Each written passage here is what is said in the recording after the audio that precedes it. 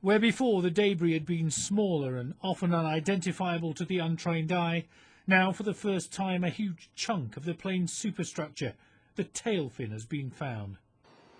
As the days pass, search teams far out in the Atlantic are recovering more and more wreckage from the Air France plane which plunged into the ocean last week.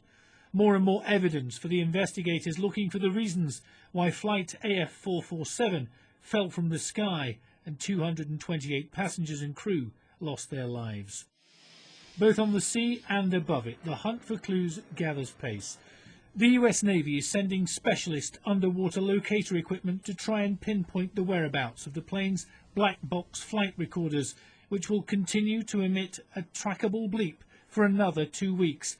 After that, they could be lost forever at the bottom of the ocean, which is close to 20,000 feet deep at the crash site. The French nuclear attack submarine Emeraude, with her sonar, she will try to find the acoustic pings emitted by the black box. Eventually, a small submarine on board the oceanographic survey ship Pourquoi Pas will be able to fetch the black box. The bodies of the victims are being taken to the Brazilian mainland for post-mortem examination, where their relatives are already awaiting news. They collected DNA from my entire family. The greater the number of relatives who offer their DNA, the greater the possibility of identifying my sister. Early indications are that the aircraft may have got into difficulty after hitting bad weather hundreds of miles off the coast of Brazil. When an aircraft flies into a storm at high altitude, its speed must be carefully monitored.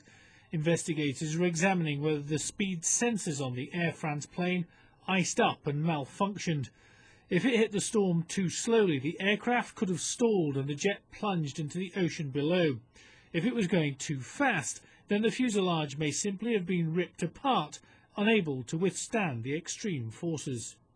Air France had been checking speed sensors on Airbuses similar to that which went down for a year or so, and the manufacturer Airbus Industries had warned all airlines some time ago that there were potential problems. How to deal with such a malfunction is even covered in the plane's operating manual. David Bowden, Sky News.